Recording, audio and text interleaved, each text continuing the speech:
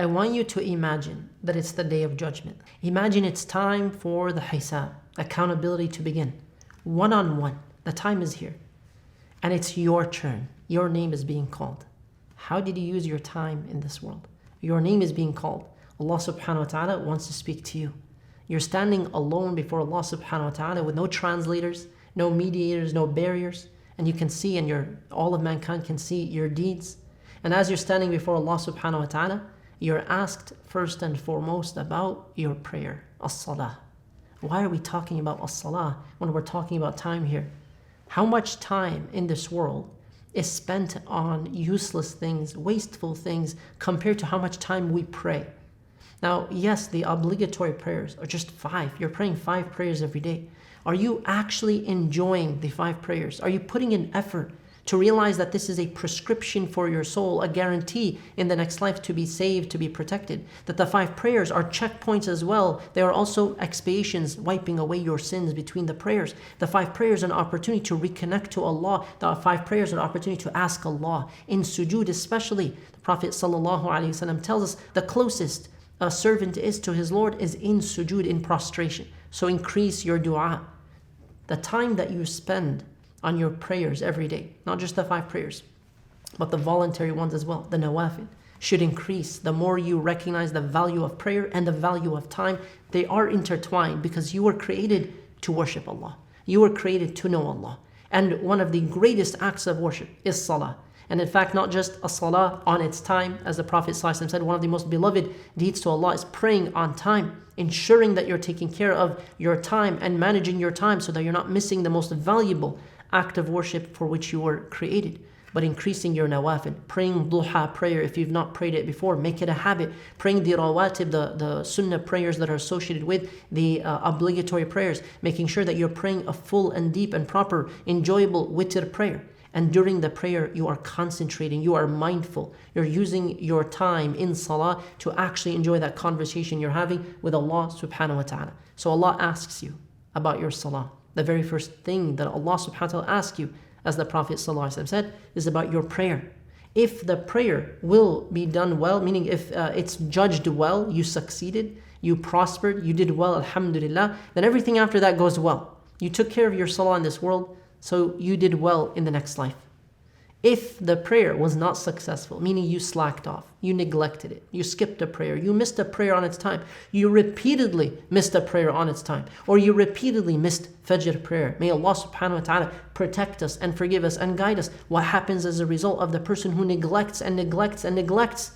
The person who skips their prayers, the person who abandons salah, the person who does not take care of their prayer, will find that it's going to lead to misery. It's going to lead to regret.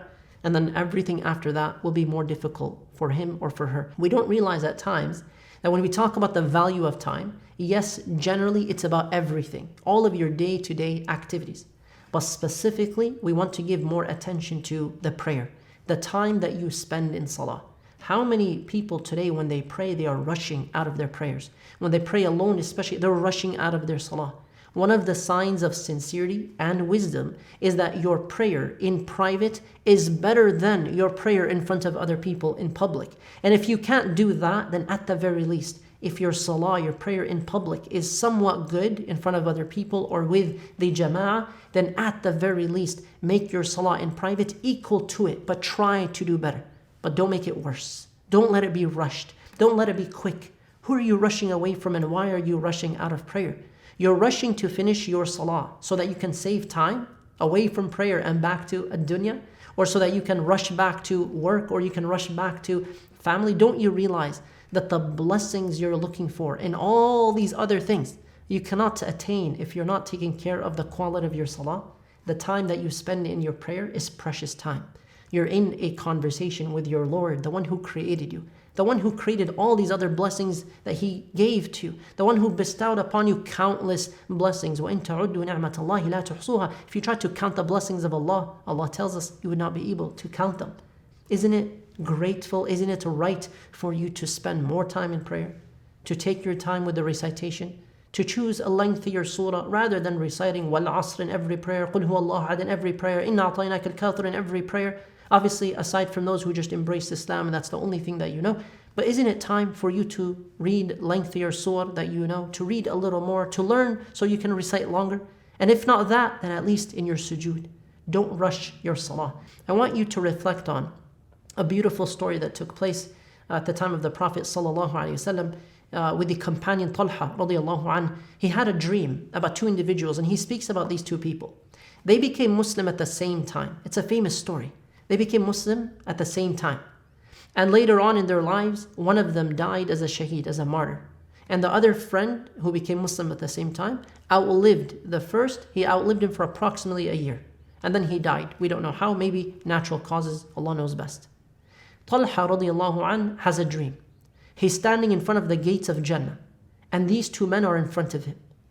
The gates of Jannah open, and an angel comes out, and the angel is about to take one person into paradise first. From the three people who are there, who do you think was taken into Jannah first? You would assume, and I would assume, and Talha assumed that it would be the martyr, the shaheed. The shuhada have a high status mentioned in the Quran and Sunnah in so many places.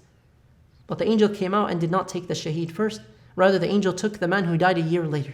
The one who died of maybe natural causes a year after the shaheed, into Jannah, and then came back out. And the angel took now the man who died as a martyr and took him into paradise. And then the angel came out and told Talha radiallahu anh, it's not your time yet. I'm paraphrasing the hadith. Talha radiallahu anh wakes up and he's amazed. What just happened? That man did not enter Jannah first, the shaheed? How is that possible? What did the second man do? How is that possible when the shuhada are in the highest levels of Jannah? And we say, مَعَ النَّبِيِّينَ وَالصِّدِّيقِينَ وَالشُّهَدَاءِ وَالصَّالِحِينَ. We say this when we recite the Quran. How is that possible? He's amazed and he starts to share his dream. And other companions hear about it. And it reaches the Prophet ﷺ. And he says, are you amazed? Why are you amazed? Don't you know that this man who died a year later, don't you know that this man prayed for that entire year? And that he fasted an extra Ramadan, meaning beyond his friend who died as a shaheed? Every prayer that you pray raises your ranks in the afterlife. There was a companion who was with the Prophet ﷺ trying to help him volunteer to serve him. And one time the Prophet ﷺ wanted to repay him back. How do I repay you? How do I pay you back? And he said, all I want, the only thing that I want, it's not material, it's not money, it's nothing else, is to be with you in Jannah.